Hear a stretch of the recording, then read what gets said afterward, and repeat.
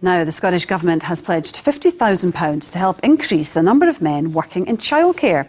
The new Men in Early Years Challenge Fund was launched today at a nursery in Portobello. Only around 4% of the current workforce across Scotland is male. The money is aimed at increasing the number of men enrolling in childcare courses throughout the country. Tonight we were joined by the Scottish Government's Children's Minister, Marie Todd, recently qualified nursery teacher Scott Crawford and Kenny Spence, who's project manager of Men in Childcare, an organisation which aims to get more males into the profession. Marie, tell me first of all, what do you hope this money will actually achieve? So we're hoping to increase the number of men working in childcare. We think that this is a unique opportunity. We're expanding the offering to children in Scotland, so expanding to 1140 hours from 2020. We think it's a unique opportunity to change the workforce. So are you trying to get more men to get into childcare courses then, and how are you going to go about doing that? Absolutely. So we are offering this fund for colleges to apply to, for colleges themselves to innovate, to try and find new ways to attract men into the sector. We're also doing other things as well. We're running some marketing campaigns, but we recognise just how rich a learning environment men can provide. We think it's really important for men to be in caring role models. We know that men care, and we want to show children that men care as well. Okay, Scott, you've been working in a nursery for about 2 years, haven't you? And you qualified as a childcare assistant this year. So why did you decide to go into it? Well, it was something I was never really looking to do, to be honest with you. But I went to a Skills Development Scotland course, and they're the ones who put me to Carousel. And to be honest, I've never looked back, to be honest with you. It's one of the best choices I've ever made. So why was it a good choice? Why do you enjoy it? Oh, it's really, really rewarding. Seeing the children kind of grow up. I've seen children from kind of like babies growing up and now into the 3 to 5 room that I run, and just seeing them develop and become their own little person. So how do you approach the job differently from women then? I'd say males probably a bit more kind of like risky play, a bit more kind of like rough and tumble with the children, and just kind of encouraging their boisterous side, I guess. Yeah, I think my kids would have enjoyed that. They went to a nursery where it was only women. I think they would have loved that. Kenny, you run courses for men wanting to go into childcare, and you've also been working or run a nursery. You've been in it for a long time. So how have things changed since you first started? I mean, I think that there are certainly a lot more men in the workforce now than when I first started.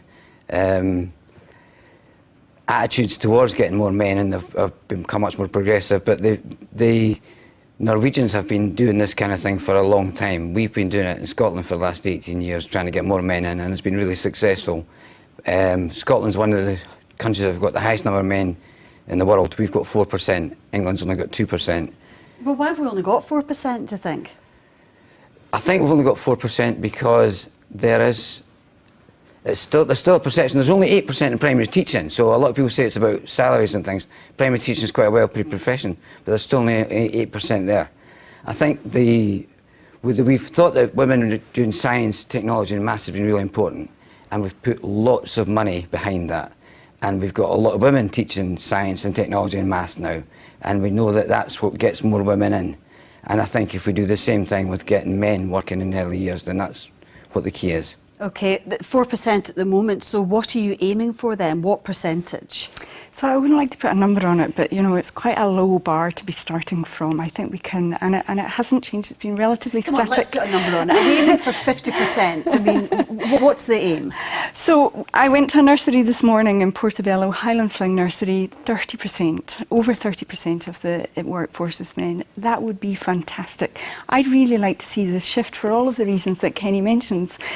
You know, really we do live in a very gendered society, and I think it's important that this is not simply regarded as women's work. And is that why do you think it's only 4% then? Because it's a kind of gender stereotyping almost? I think it's a deeply embedded cultural issue, and there are lots of ways to change it, and we are trying lots of different ways to change it.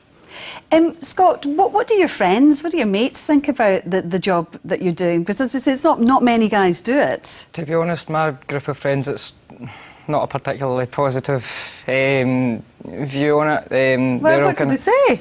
Just that, to be honest, they don't see it as something that they'd ever be interested in, and they don't understand kind of like why I do it.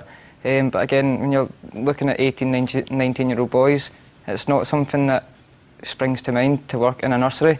It's all about kind of like building or being a plumber or things like that, and it's just not something that 18, 19-year-old boys think about doing.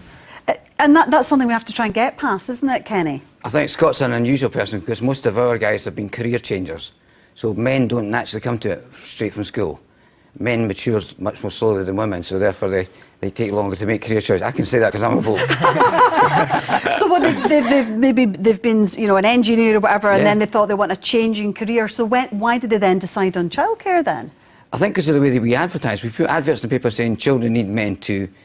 Men see it, they go to an all-men class, and therefore they don't have the same challenges as Scott's got, which is they go in there, there's 25 or 30 guys, and so therefore they're learning with other men initially. And maybe parents, fathers themselves, Yeah. is that why they go into it? Often, yeah. Sometimes grandparents, so they learn more about parenting themselves, learn more about being a father themselves, learn more about being a kind, gentle man. They've got an opportunity to learn about play, an opportunity to learn about child development. So they've got an opportunity to hone their own skills.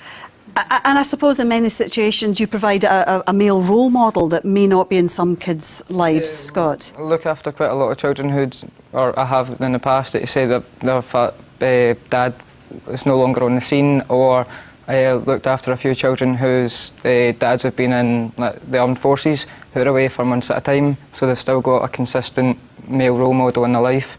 I think that's something that all children should have. Absolutely. And what kind of reaction do you get from parents then, from mums and dads? I mean, you can understand that some women might have issues with men with young children. No, majority of it's been positive, to be honest with you. In my kind of 2.5 years working in childcare, I'd say I've only came across anything like that, maybe once or twice, to be honest with you. It's just maybe like changing nappies and things like that some of the mums have maybe been a wee bit iffy with, but the majority of it's been plain sailing. Can you understand that there may be some issues in that regard, Marie? I can understand it, but I think people can have absolute confidence that we've got really robust policies in place to ensure that the people that we recruit are safe to work with children.